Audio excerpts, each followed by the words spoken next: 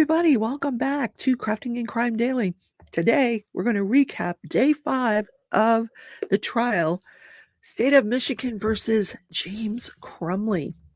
Gotta put the coffee down. It's too good. I got my spring shirt on.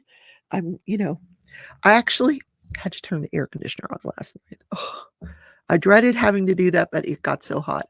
Almost 80 degrees in the house, so had to turn on. Anyway, as I'm talking to you now, I am watching because the jury is deliberating. They have been deliberating now for 5 or 6 hours now. In the case of Jennifer Crumley, James's wife, she was tried last month and found guilty of involuntary manslaughter. The jury stayed out with her over 2 days, 10 plus hours before returning a verdict. And I should mention, and I haven't up till this time, that she was found guilty of 4 counts of involuntary manslaughter. So it's not just one count of involuntary manslaughter. Each of these individuals were or is charged with 4 counts of involuntary manslaughter having to do with the deaths of those 4 teenagers at Oxford High School when James and Jennifer's son, Ethan Crumley, went into the school that afternoon after having a counseling session with his parents, and shot and killed 4 people and injured several others. So day 5 was kind of an interesting day. At the end of day 4, the prosecution said, we don't have any more witnesses. Or no more witnesses here today. And so she said, okay, we'll come back tomorrow. And then when they came back today for day 5, they recalled the FBI agent. Now the FBI agent, because he's the case, the lead FBI agent on the case, he's been in this courtroom the whole time. So he was there yesterday when she said no more witness, when they said that we don't have any more witnesses here today. But I suspect what happened was they had a little powwow after the day ended and they wanted to clarify some things because, like I said, this FBI agent is sitting there watching the testimony. So what he wanted to clarify was he had, as the lead investigator, he had watched the surveillance footage that was available showing James and Jennifer Crumley arriving at that industrial building that they were apprehended in Detroit, Michigan. They arrived at that building around 11 a.m. They were let in by the owner of the building.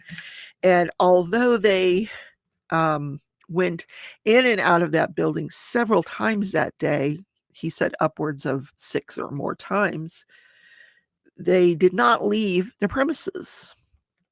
He said it was snowing in the morning, but it had kind of let up in the afternoon and it was cold. James would come out to smoke his cigarettes. I don't know if Jennifer smoked or not, but they took turns coming out. And with respect to how one of the things found when that warehouse was searched, the art gallery was searched where they were sleeping, was some food, apples and food stuff.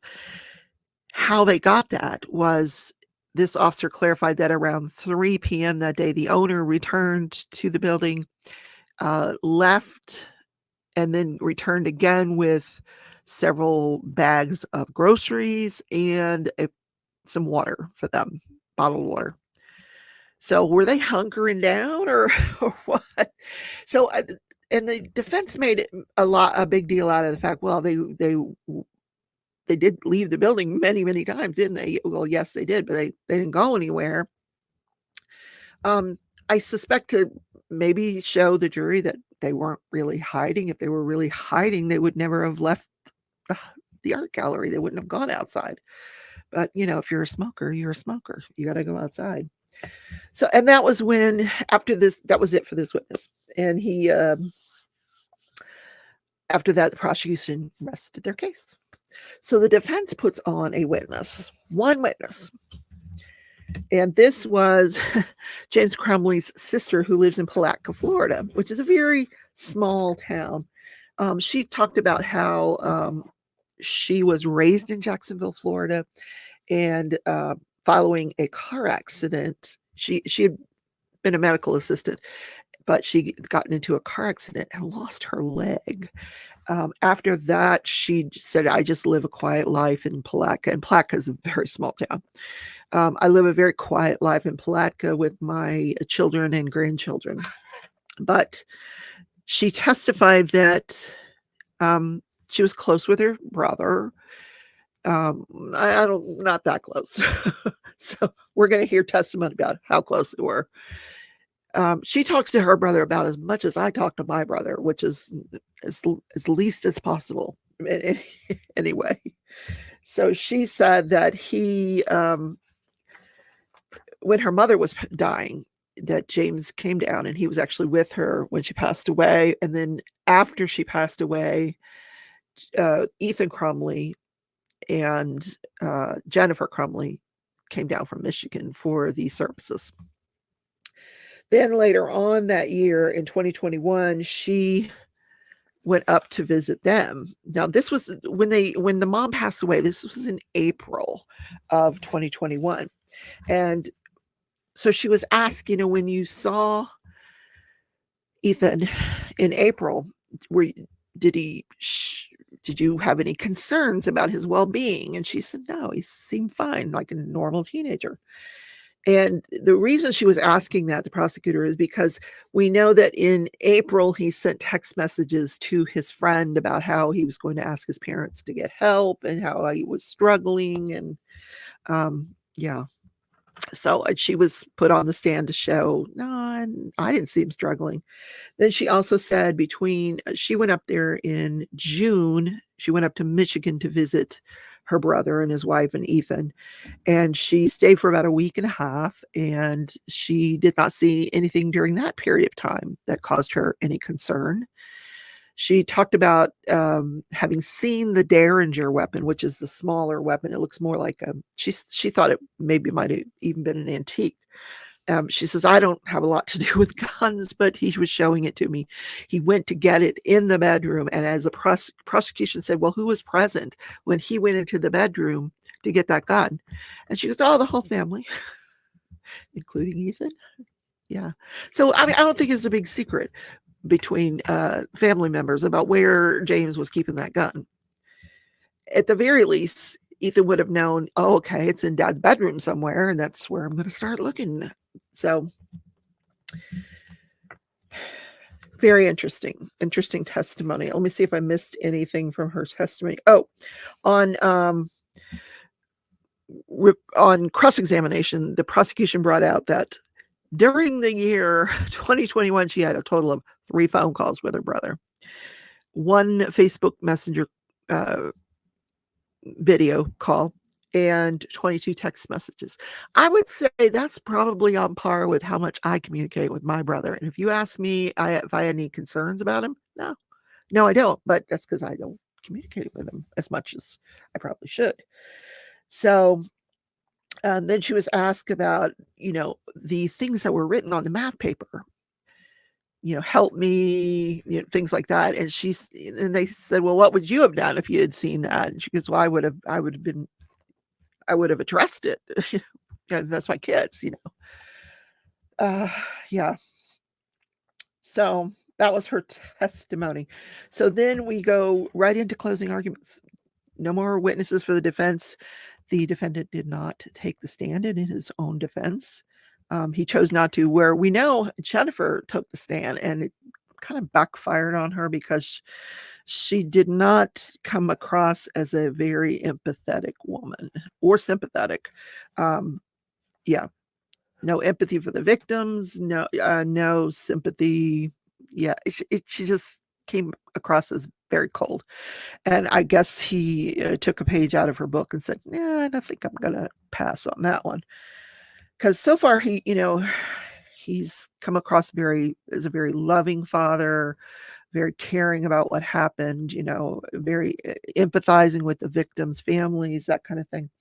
So the prosecution did their closing arguments, and she spent a bit of time on the law, as they always do, the burden of proof, and how high that burden is.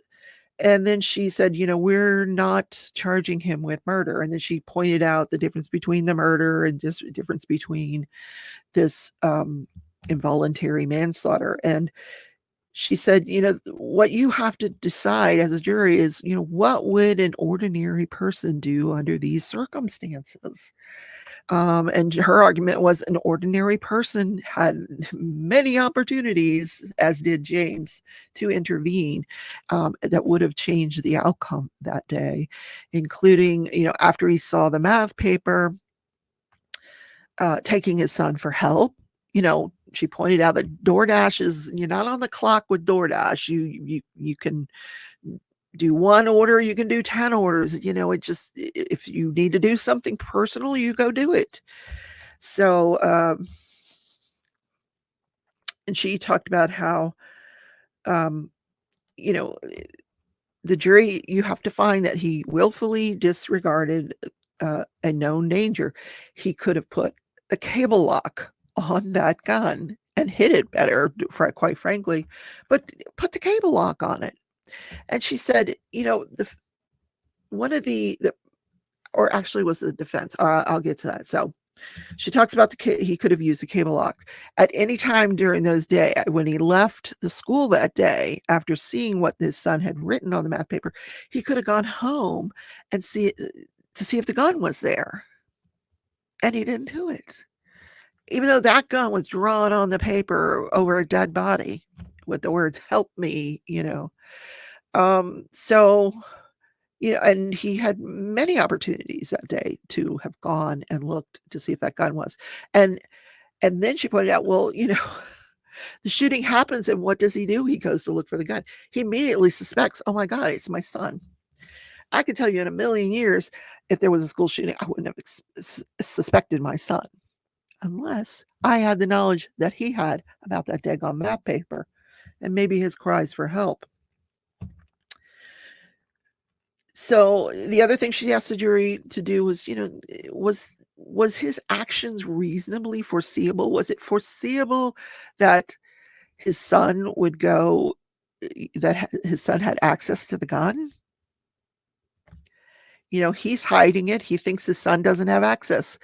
His son, who spends a lot of time in this house by himself. Yeah, no, he doesn't have access. I beg to differ. So the defense, in their closing arguments, said, this is not a case about what happened inside the Oxford school that day. And she talks about how, mass shootings are a problem in this country, and putting the parents on trial is a precedent in this case, which we knew. But she said it's about what happened outside of that school that day. And it's all about what James knew or didn't know. She said the prosecution is asking you to second guess James Crumley's actions, and hindsight is always 20/20. I agree with that. She said there was no evidence of any kind that James knew his son was a danger to himself or others. No evidence. There's no evidence that his son knew where the gun was. There was no evidence that his son, there was no evidence that he had any knowledge that his son had access and was handling that weapon in the home. And there was one Instagram post where he's got the gun out and he is cocking the weapon. And what he's doing to the weapon is loud. And the person, the officer on the stand had said it would have been loud enough within that small home that if James was present, and he said, based on the GPS knowledge that we have, that James was likely present in that home. Well, the defense points out, my client's hard of hearing. You've seen his headset. Well, he's hard of hearing. He might have been sleeping and he didn't even know his son, was showing off the weapon or had access and was using the weapon unsupervised. Then she pointed out how both the school counselor and the dean of the school didn't insist that he get help that day because they weren't that concerned. They had seen drawings of guns before, and they weren't concerned with the illustrations. Now, we know that the counselor was concerned about the words, so that's why they had them the parents reassure that they would get him some help within 48 hours. But at no time did Ethan Crumley, and there's been no evidence that Ethan Crumley said to the counselor, "Hey, I've asked for my help. I've asked my parents for help many, many times, and it's not going to happen." He didn't say that to the counselor verbally. Now, I think he did say it on that math paper. Here it is. It's right here. He needs help. He's asking for help. Maybe he's not verbalizing that, but she's right. The counselor and the dean were not picking up on the fact that this kid was crying out for help. They were only concerned that he was sad because his dog died and his grandma died and his friend had left town. She also pointed out that there's no laws about how to store a weapon. And then the final thing that stood out to me is she talked about the cable lock that came with the gun. How one of the officers had testified that packaging of the cable lock was in pristine condition, which was evidence to support that it had never been used. Because if you take it out of the package, it's going to expand, and then you'll never get it back in the packaging. Well, she pointed out that James was not the first person to purchase this weapon. We know that the cable lock comes from the manufacturer with the gun, and that gun and cable lock, we're assuming, belonged to someone else before it belonged to James, because the FBI agent, when he traced the weapon, it came back to someone else who had sold it back to the store and obviously was not using the cable lock. But my rebuttal to that would be, well, we don't know that. Maybe you didn't have any teenagers in the house, whatever. Anyway, so the prosecution gets back up and she talks about, you don't have to be 100% sure to find reasonable doubt. If we were 100% sure that James did it, then we wouldn't have trials. We wouldn't need a jury. So it just has to be, it has to be a reasonable doubt, If it's just this nagging doubt, that's not sufficient. She talked about how parenting is hard because the message came across in Jennifer Crumley's trial, that, they put the fear of God in people with this trial. What are we responsible for now? Where's the line? And she said, parenting is hard. Kids don't come with a manual. I agree. We are not responsible for everything our kids do. But in this case, there was a line. And James and Jennifer Crumley crossed that line. And the set of facts in this case were egregious. That was the rebuttal argument. So we are now waiting for the jury to return a verdict.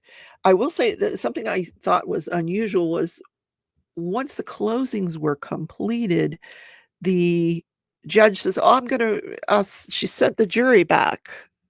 And she said she was going to go back into the jury room to read the instructions to the jury. I've never seen that, where it's not done in open court, but okay. I hope she took the court reporter with her. I'm sure she did. But in any case, all right, that's the show for today. Not a huge long one. I will go live when there is a verdict, unless it comes quicker than we anticipate and I happen to miss it. But I've got everything set up to go live.